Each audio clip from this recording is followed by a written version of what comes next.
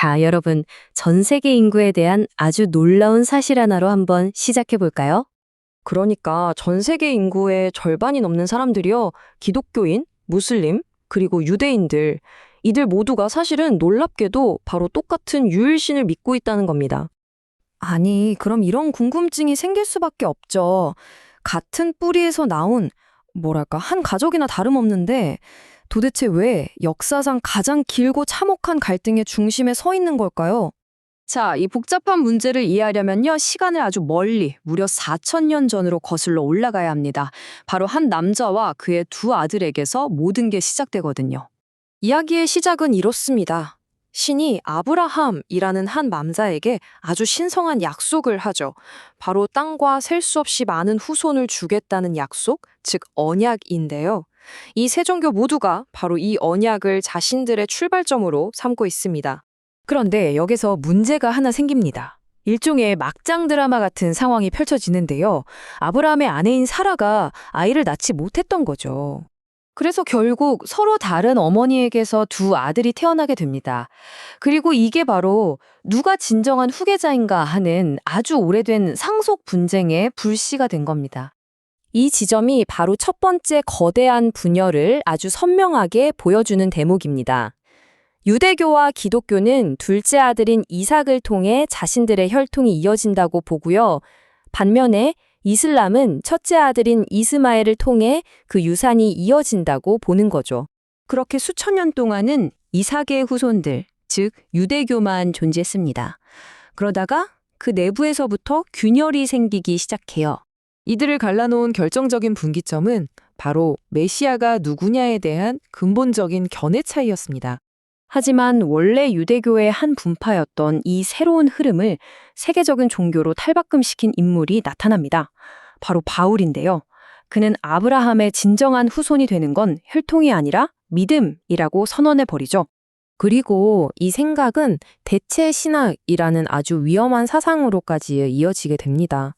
이게 뭐냐면 신과의 약속이 유대인에게서 기독교인에게로 넘어왔다는 건데요. 이게 결국 수세기 동안 이어질 유대인 박해의 신학적인 명분이 되고 맙니다. 자, 그렇게 첫째와 둘째가 서로 갈등을 빚고 있던 수백 년 후 아라비아 사막에서 세 번째 그리고 마지막 형제가 등장합니다. 여기서 정말 흥미로운 지점은요, 이슬람이 등장하기까지 어마어마한 시간적 간격이 있다는 거예요. 아브라함으로부터 거의 2600년, 예수로부터도 600년이 흐른 뒤였죠. 이슬람은 스스로를 완전히 새로운 종교라고 말하지 않았습니다. 오히려 자신들이야말로 아브라함의 순수한 신앙을 복원한 최종 완성판이라고 주장했죠. 유대교와 기독교가 시간이 흐르면서 원래의 계시를 왜곡했기 때문에 예언자 무함마드를 통해 그걸 바로잡는다는 거였습니다. 이러한 주장은 아주 상징적인 한 사건으로 정점을 찍습니다. 바로 무슬림들의 기도 방향이 유대교의 성지인 예루살렘에서 메카로 바뀌게 된 건데요. 이건 이슬람이 이제 독립적이고 독자적인 종교로 확실히 자리매김했음을 세상에 알리는 선언과도 같았습니다. 자, 그러니까 핵심은 이겁니다. 추상적인 신학적 논쟁이 이제는 땅 문제, 즉 하나의 특정하고 신성한 땅을 둘러싼 물리적인 충돌로 번져나갔다는 거죠. 그리고 예루살렘을 둘러싼 이 싸움은요, 그냥 옛날 이야기가 아닙니다. 십자군 전쟁부터 시작해서 현대 이스라엘 건국까지, 그리고 바로 오늘날까지도 이어지고 있는 생생한 현실입니다. 왜냐하면 세 종교 모두에게 예루살렘은 절대 포기할 수 없는 가장 성스러운 장소들이 모여 있는 곳이기 때문입니다.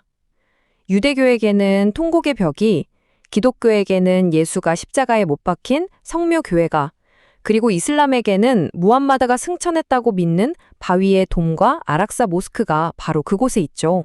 정말 놀라운 건 이 모든 성지들이 전부 다 합쳐서 1제곱킬로미터도 채 안 되는 아주 좁은 공간에 다닥다닥 붙어 있다는 사실입니다. 상상이 가시나요? 이렇게 가까이 붙어 있다 보니 그 폭력적인 갈등의 잠재력은 십자군 전쟁 때 그야말로 대폭발했죠. 하지만 역사는 승자가 패자로 어떻게 대했는지에 대한 극명한 차이점도 보여줍니다. 십자군은 예루살렘을 점령하고 그곳의 무슬림과 유대인 주민을 거의 다 학살했어요.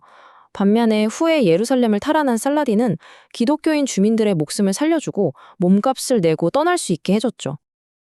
자, 이렇게 역사는 흘러 현대로 왔습니다. 그리고 4,000년 묵은 이 집안 싸움은 이제 이스라엘 팔레스타인 분쟁 같은 새로운 이름으로 계속되고 있죠. 수세기에 걸친 전쟁, 십자군 원정, 끊임없는 박해, 그리고 홀로코스트라는 끔찍한 비극까지 겪었지만 갈등의 근본적인 원인은 조금도 변하지 않았습니다. 바로 각자가 자신만이 아브라함의 유산을 이을 유일하고 진정한 상속자라고 믿는다는 점이죠. 결국 이 모든 이야기는 우리에게 아주 어렵고 묵직한 질문 하나를 던집니다. 세 형제가 모두 자기가 이 집의 정당한 주인이라고 주장하는 상황에서 과연 이들의 집, 이 성스러운 땅에 진정한 평화가 찾아올 수 있을까요?